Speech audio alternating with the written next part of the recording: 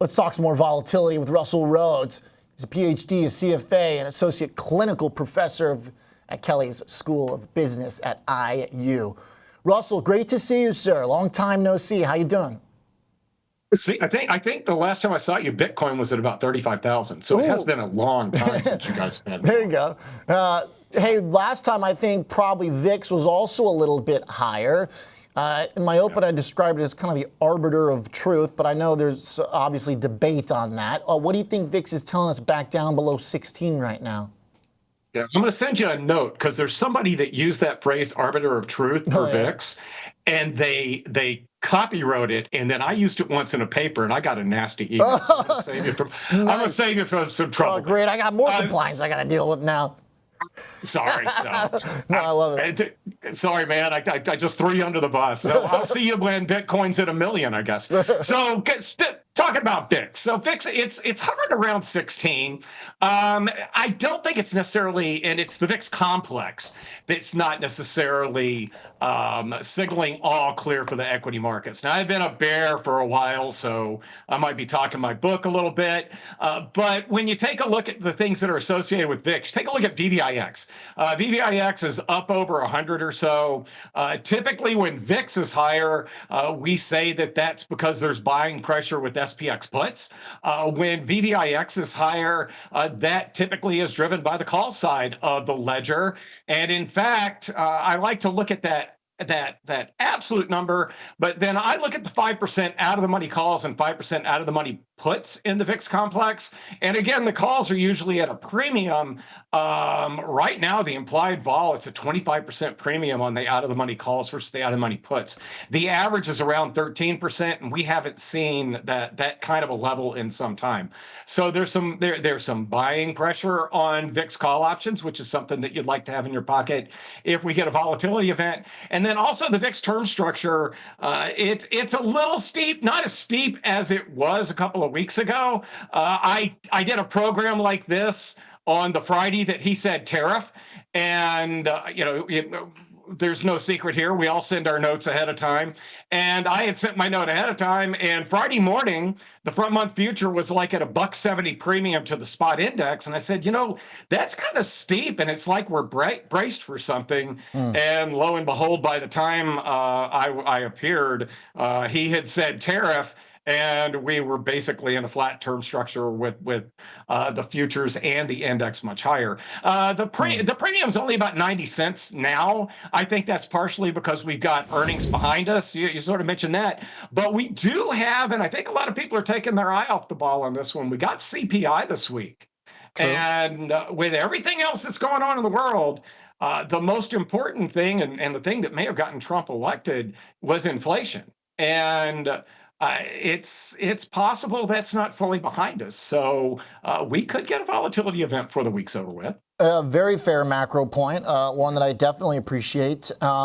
So to come back to vol just for a second here, Russell, because we did see that kind of elevated regime for VIX from kind of July through basically somewhat now, but it looks like vol is staying higher, and there has been a lot of up and down for volatility itself.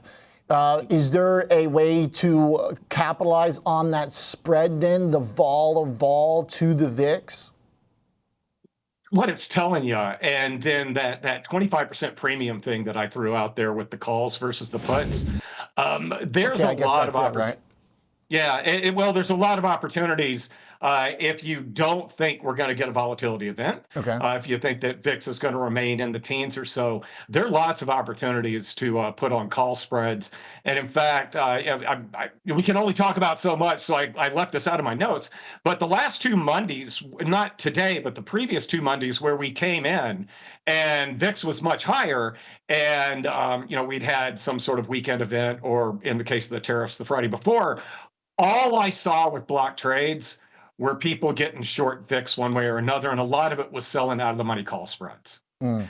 So you do continue to see, in a safe way, traders fade these volatility moves to the upside very quickly. We get into time periods where everybody's conditioned to take advantage of that, and it works until It doesn't. That's not trademarked. But same smart guy said that once. And basically, what he was saying was, when you get get a double move to the upside in VIX, everybody that's been making the easy money putting on short VIX positions when we got the small spikes, they won't be back in the market for a little while, and that will result in VIX a bit higher. Okay. All right. So right now you're getting a better deal, arguably, with the puts than you are the calls, just by the pricing. To your point, the spread, that premium of calls to puts, usually closer to 13%. Right now it's at 25%. So I guess you got to think that, because that's almost a double than normal, then are we twice as likely essentially to kind of go up in stock price, down in vol as we normally are? And that kind of framing of it kind of seems like I would want to buy a put. Yeah. Or sell the call at least. Yeah, they're relatively cheap. I like selling the out of the money call spreads, because when you buy a put, even when you're buying in the money put, if you happen to own it on the wrong day, and I saw a lot of people that panicked out of short VIX positions on the Friday that he said tariffs, that maybe if they had something that had a defined outcome and a buffer to it, like again an out of the money call spread, they may have been able to stick with it a little bit better than they did. But I had with the tariff thing on the Friday, did see some panic getting out of positions, and even first thing that Monday morning. But the majority of the trades were actually on the short side with VIX. With the puts relatively cheap, the thing is, when you buy a put on VIX, you've got to get that out of the money, or that future, which is typically at a premium. It has to come down below VIX as well. And even though the implied vol of those options might not be terribly expensive, the type of price action that you have to get can be. So that's why I like going in the other direction and using calls on the short side with respect to VIX. Sure. No, you've got less work you have to do, and probably a higher chance of success, I guess. But and I'm not sure about that point. But I totally get the argument for it. Does it actually change your probability of success? I guess the timing element kind of does, in a way. The lack thereof. Well, what the timing part is always a nightmare to try and figure out. But I consistently have a position in SVIX, which is the inverse VIX ETF, and I'll manage that position based on some of the other things that I've talked about this afternoon. And I trade in units, et cetera.